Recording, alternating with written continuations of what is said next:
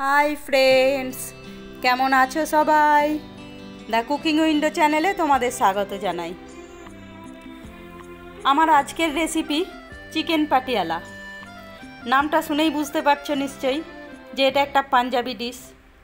আর panjabi dish মানেই যেমন spicy তেমন রিচ। আমি যদিও অত রিচ করিনি, কারণ অত তেল মশলা আমরা খাই না, তাই যতটা কম পেরেছি তেল মশলা ব্যবহার করেছি। দেখো, 1 কেজি চিকেন নিয়ে নিয়েছি।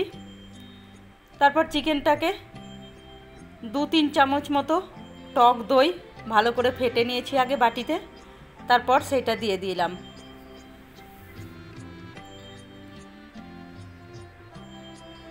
আর দিলাম 1 চামচ আদা রসুনের পেস্ট। আর দেবো গোলমরিচ গুঁড়ো 1/2 চামচ। আর লবণটাও দিয়ে দেবো পরিমাণ মতো। তারপর চিকেনটা খুব ভালো করে ম্যারিনেট করে নেব। এটা খুব ভালো করে মাখাতে হবে যেন দইগুলো আর মশলাগুলো খুব ভালোভাবে প্রত্যেকটা মাংসের গায়ে লেগে যায়। তারপর এটা আমি আধ ঘন্টা রেস্টের জন্য রেখে দেব। এদিকে ওই দইয়ের বাটিটাতেই আমি 1.5 চামচ মতো কসুরি মেথি নিয়েছি। নিয়ে এটাকে অল্প একটু জল দেব, দিয়ে ভিজিয়ে রাখবো। দেখো, অল্প একটু জল দিয়ে দিয়েছি, নিয়ে এটাকে রেখে দিলাম 10 মিনিট ভেজানোর জন্য। আর এদিকে কড়াইয়ে তেল গরম করেছি। তেল গরম করে জিরে, দারচিনি, এলাচ, লবঙ্গ, গোটা গরম মশলাগুলো দিয়ে দিলাম ফোড়নে। তারপর 4টে পেঁয়াজ কেটে রেখেছিলাম খুব ছোট ছোট করে, সেই পেঁয়াজটাও দিয়ে দিলাম। দিয়ে এবার আমি পেঁয়াজটা খুব ভালো করে ভেজে নেব। একদম লাল লাল করে ভাজবো না, জাস্ট একটু ভাজা হয়ে গেলেই, এই যে দেখো এরকম হয়ে গেলেই এতে আমি একটা টমেটো কেটে রেখেছিলাম, সেই টমেটোটাও দিয়ে দেবো। তারপর পেঁয়াজ আর টমেটোটা আবার ভালো করে নেড়ে চেড়ে ভেজে নেব। টমেটো আর পেঁয়াজটা অল্প একটু ভাজা হয়ে গেলে যে কসুরি মেথিটা আমি ভিজিয়ে রেখেছিলাম সেটার জলটা ছেঁকে নিয়ে ওই মেথিটা দিয়ে দেবো। মেথিটা জলে ভিজিয়ে এই জন্যে দিলাম, তাহলে এটা গন্ধটাও খুব সুন্দর আসবে আর এটা পুড়ে যাবে না। শুকনো দিলে অনেক সময় পুড়ে যায়। তারপর দেখো মাংসটাও দিয়ে দিলাম। এবার মাংসটা ভালো করে মিক্স করে নেব পেঁয়াজ টমেটোর সঙ্গে। আর মিক্স করে এটাকে একটু ফুটতে দেব। অল্প একটু গরম যেমন হবে তেমনি এর থেকে জল বেরোবে, ফ্রাইও হবে আর সেদ্ধও হবে। এই যে দেখো মাংসর থেকে অনেকটা জল বেরিয়ে গেছে। এটা আবার একটু নেড়ে চেড়ে দেবো, মাঝে মধ্যে এইভাবে নেড়ে চেড়ে দেবো। আর একবার করে ঢাকা দিয়ে রেখে দেবো, তাহলে কষাও হয়ে যাবে আবার সেদ্ধও হয়ে যাবে। এটাকে এখন ঢেকে দিয়ে আমি পাশের গ্যাসে ট্রান্সফার করে দেবো। দিয়ে এই গ্যাসে আবার একটা প্যান বসিয়ে নেব। এই প্যানে দেখো 1 চামচ মতো তেল দিয়েছি, খুব বেশি নয়। দিয়ে অল্প একটু রসুন কুচি দিয়ে দিলাম। আর দেব অল্প একটু গ্রেট করা আদা। এই যে গ্রেট করা আদাটাও দিয়ে দিয়েছি। দিয়ে এবার আদা আর রসুনটা আমি ভালো করে ভেজে নেব। দেখো বেশ লাল লাল হয়ে গেছে ভেজে। এবার এটাতে পেঁয়াজ আর ক্যাপসিকাম বেশ মোটা মোটা করে কেটে রেখেছিলাম, সেটাও দিয়ে দেবো। দিয়ে এটাকে অল্প একটু নেড়ে চেড়ে ভেজে নেব।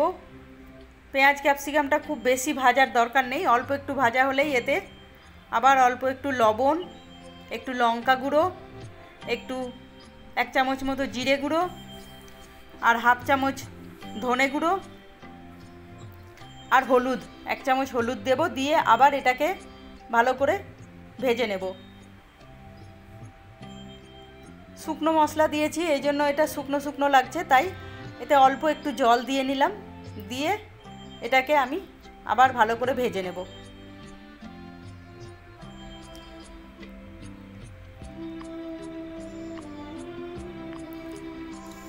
এটা দেখো ভাজা হয়ে গেছে। এবার এতে আমি কাজু আর পোস্ত আগেই বেটে রেখেছিলাম একটু ভিজিয়ে, তারপরে মিক্সিতে পিষে রেখেছিলাম, সেই কাজু আর পোস্তর পেস্টটাও দিয়ে দিলাম। দিয়ে আবার এটাকে একটু ভেজে নিলাম।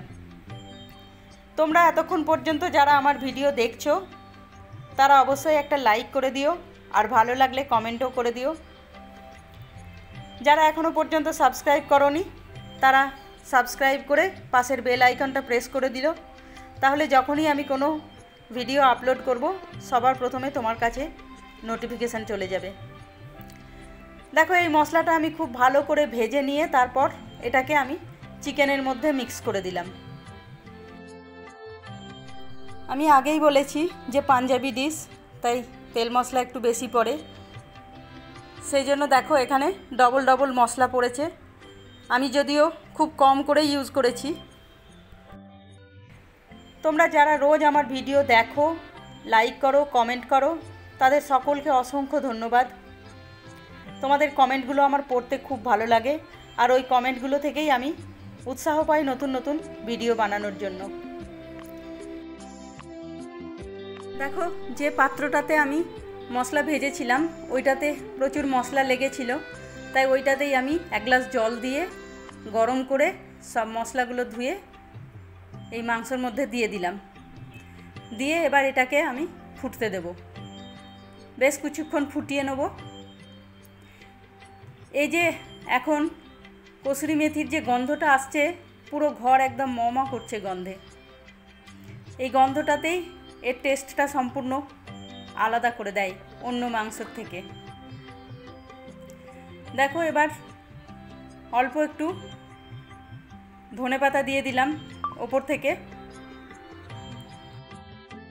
এবার এটা নান, রুটি বা গরম গরম ভাতের সঙ্গে পরিবেশন করো, খুব সুন্দর লাগে খেতে।